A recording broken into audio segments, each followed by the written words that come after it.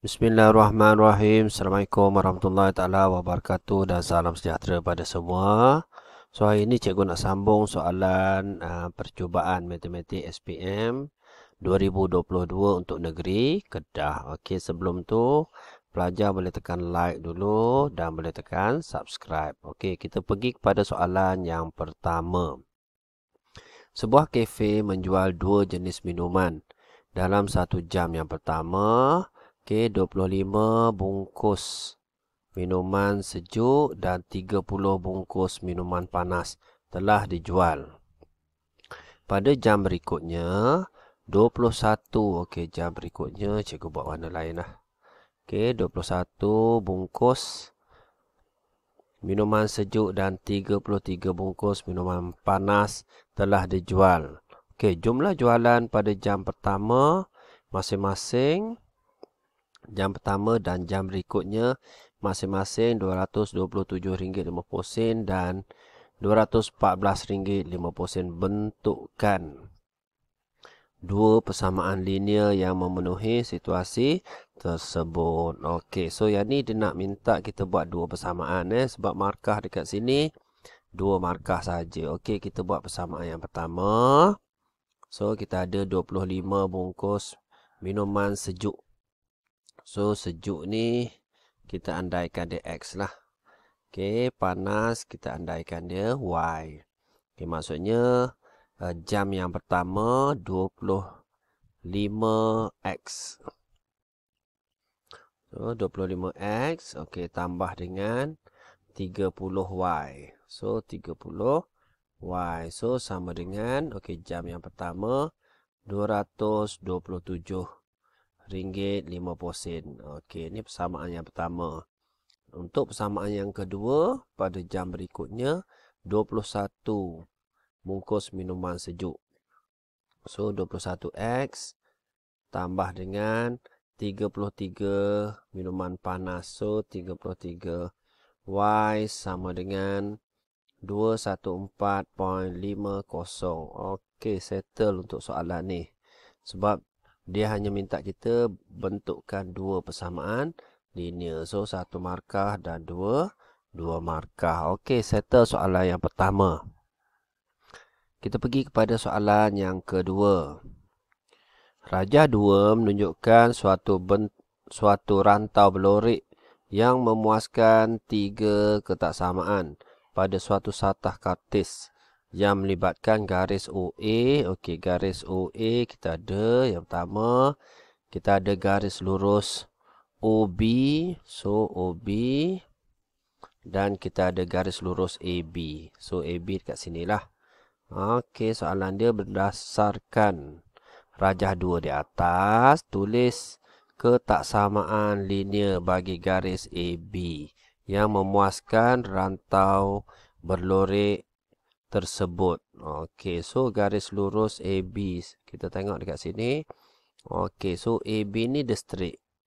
So bila dia straight dekat sini, kita tahu Y sama dengan 8. Okey, so bila dia lorik belah bawah.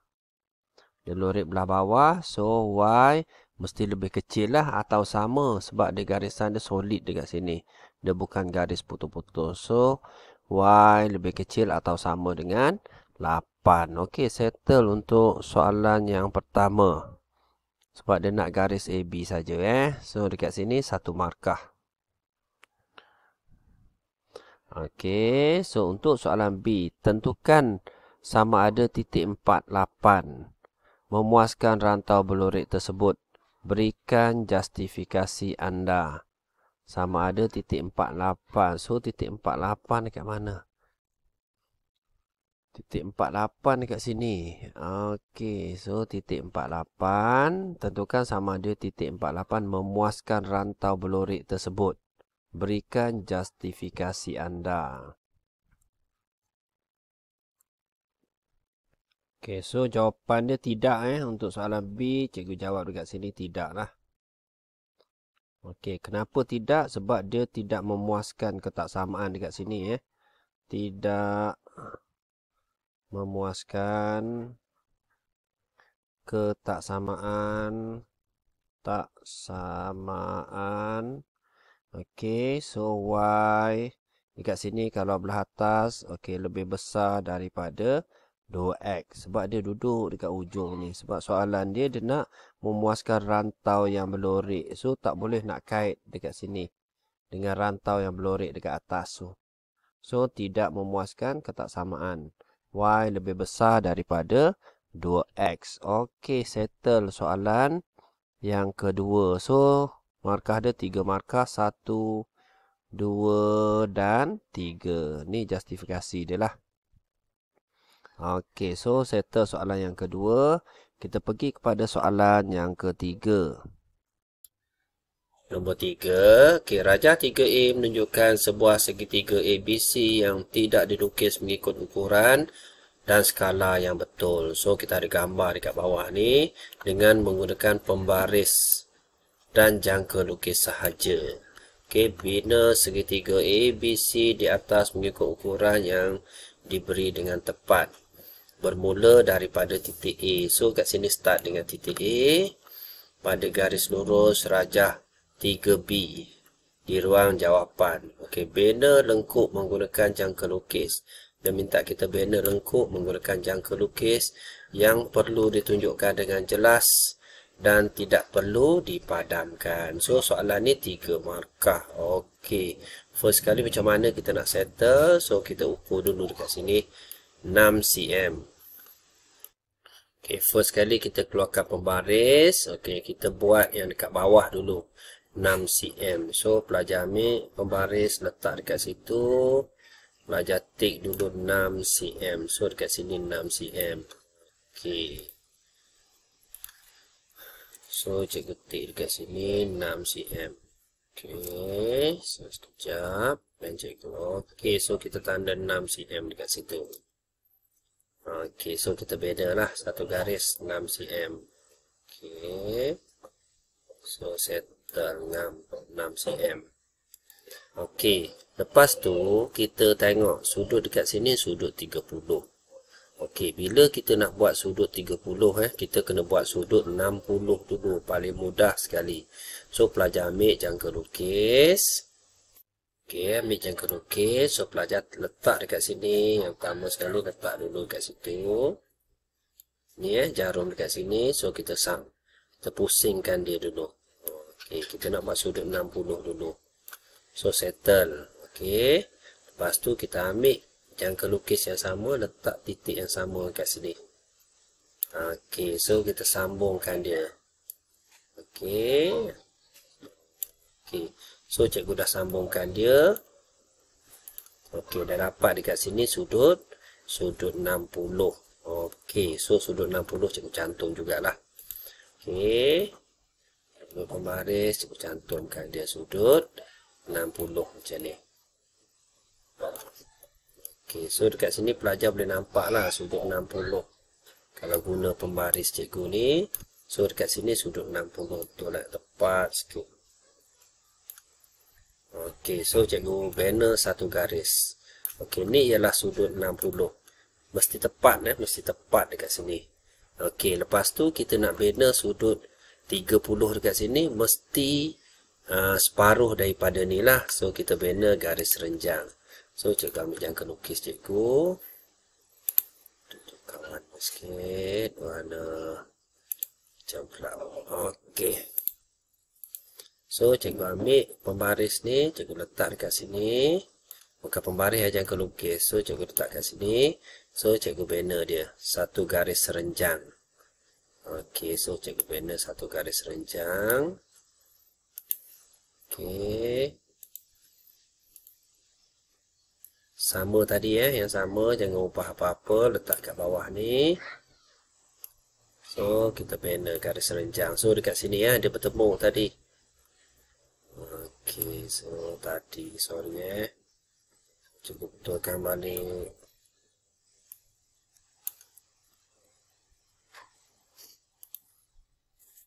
Okey, so bila kita buat macam ni, okey, kita nak banner garis renjang. So, dah ada dah yang kedua.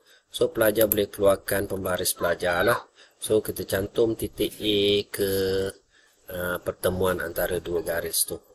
Okey, cikgu ambil pembaris cikgu. So, cikgu nak cantum hujung ni dengan garis persilangan tadi.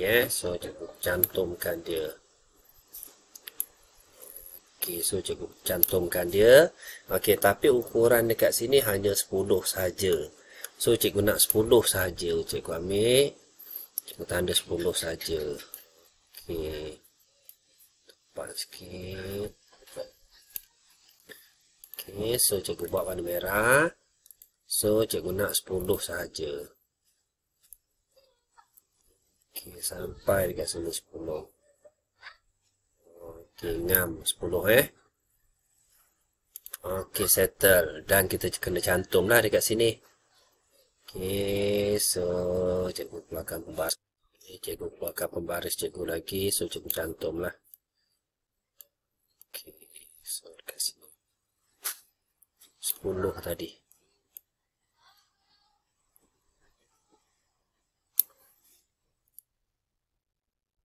Okey, so kalau kita ukur dapat 60 sebab sudut kat sini 30 Okey, tapi ni cikgu nak matching ngam-ngam garis cikgu sekejap. Okey, so cikgu cantumkan dia. Okey, settle untuk soalan ni.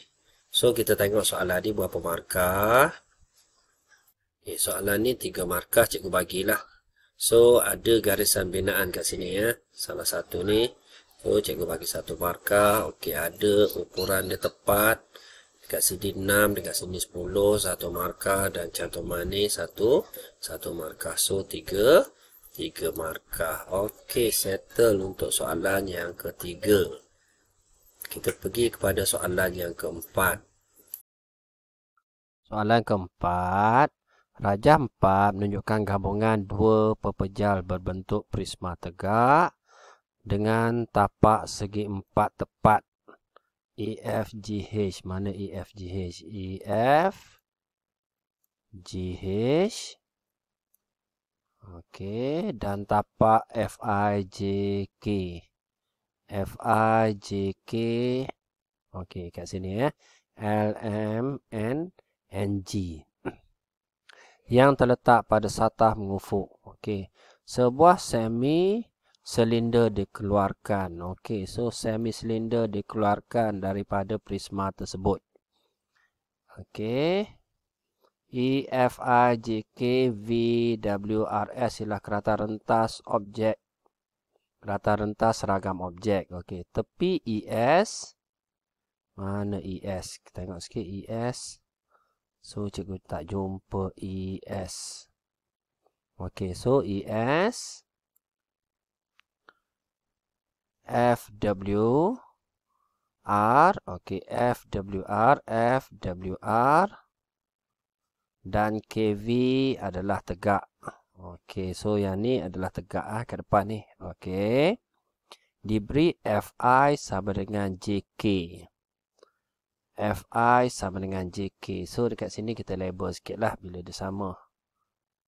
Dekat sini sama dengan dekat sini. Okey.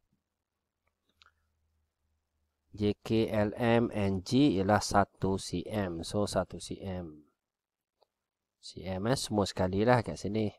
Okey. Semua 1 cm. RW sama dengan WF. RW. So, kita tengok R. W sama dengan WF. WF. Okey, so dua ni adalah sama.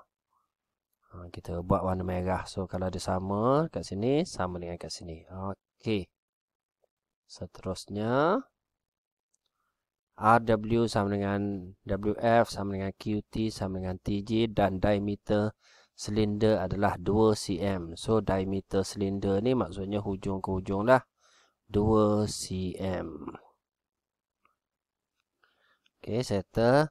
Lukis dengan skala penuh dongakkan pepejal pada satah mencacang. Pada satah mencacang yang selari dengan KL.